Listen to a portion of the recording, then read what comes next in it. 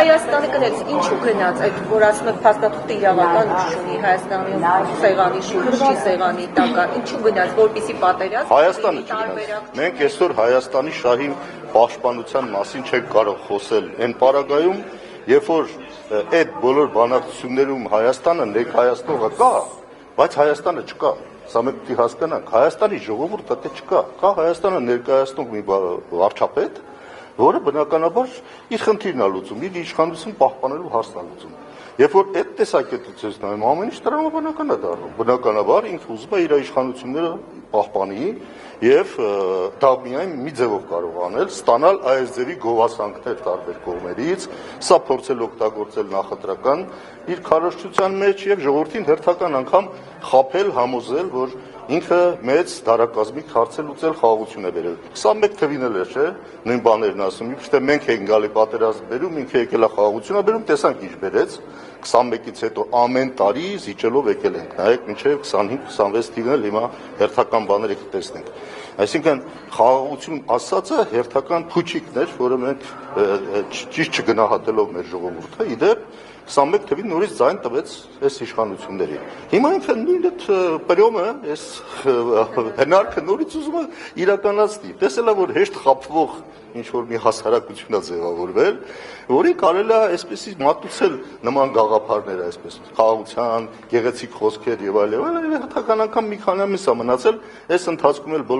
բոլոր կողմերից կօգնեն, որ ինքը մնա իշխանության, դե տեսնում ենք ինչ է կատարում, չէ՞։ Թուրքերը մի կողմից, ադրբեջանցիները մյուս կողմից դարել են իր քարոզիչը եւ իր շտաբի անդամներն են, այսպես ասած, դարել, արդեն ընտրական գործընթաց են սկսել, որ սա կարողանա այդ ամեն ինչը ներկայացնել որպես մեծագույն ձեռքբերում եւ հերթական անգամ ժողովրդին խափի եւ քվերն ստանա։ Այսինքն իր խնդիրը իր իշխանությունը պահելն է, ուրիշ բան չկա այստեղ։ Իրանից էլ մտահոգություններ հնչում Ռուսաստանը կարող են համաձայնության գալ Իրանի հետ, ասում են մենք խոսենք, կբացատրենք, ինչքան ժամանակ է բանակցությունները։ Ну, տեսանք Իրանին ինչքան են բացատրել, Լարիջանի հայտարարությունները կարծում եմ շատ բերճախոս վկայությունն են այն բանի, որ իրանք շատերի նման որ այսօր հավատում են այս տրիպը, որ իբր թե ինքնիշխան տարածք է, Լարիջանին եւ մյուսները, որոնք դե շատ մեծ դերակատարություն ունեն, այդ կարծիքին չեն։ Եվ կամաց բնականաբար իրենք ինչ խնդիր են այստեղ ստանալու։ Իրենք ստանալու են իրենց սահմաններին կպած մի իրավիճակ, որ անընդհատ իրանց համար խնդիր է Ամերիկա-Իրան հարաբերությունների մասով։ Այդ կոնֆլիկտը գոյություն ունի եւ դա մենք տեսնում ենք անընդհատ։ Հիմա այդ կոնֆլիկտը գալիս է իրանց դռան դեմ կանգնում։ Սա ինչքանով է լավ լինելու։ Ով Հայաստանը ընդհանրապես ոչ մի բանի մասնակից չի։ Ամբողջ հարցը դա Հայաստանը Երանի Հայաստանը ինչ որ մի բան թույլ չտար։ Երանի ես այնքան կուզենայի, որ մենք մի օր զարթենք, տեսնենք, որ Հայաստանը մի բան թույլ չի տալի։ Դուք մի բան տեսել եք, որ Հայաստանը թույլ չտա։ Ընդհակառակ Հայաստանի գիծները, որ ամեն ինչ թույլ տա, որ իրեն պահեն իշխանության։ Հայաստանը չէ, ասացի, Հայաստանի իշխանությունները։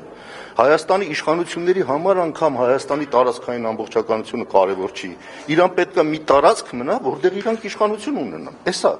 Ես 29743-ից արդեն խոսելն անիմաստ է։ Այդտեղ չունենք այդքան։ Հիմա վերջում ինչ կմնա։ Ես նույն սահմանազատում սահմանագծումից եւ այլից, ես էլ թող ժողովուրդը որոշի։ Այո, վերջում կարող է մնա մի հատ տարածք, որտեղ կառավարության շենքը լինի, իշխանություն ունենա, վերահսկելի ինչ որ մի հատ տարածություն եւ ասի, էսի մեր երազած Հայաստանն է, իրական Հայաստանն է։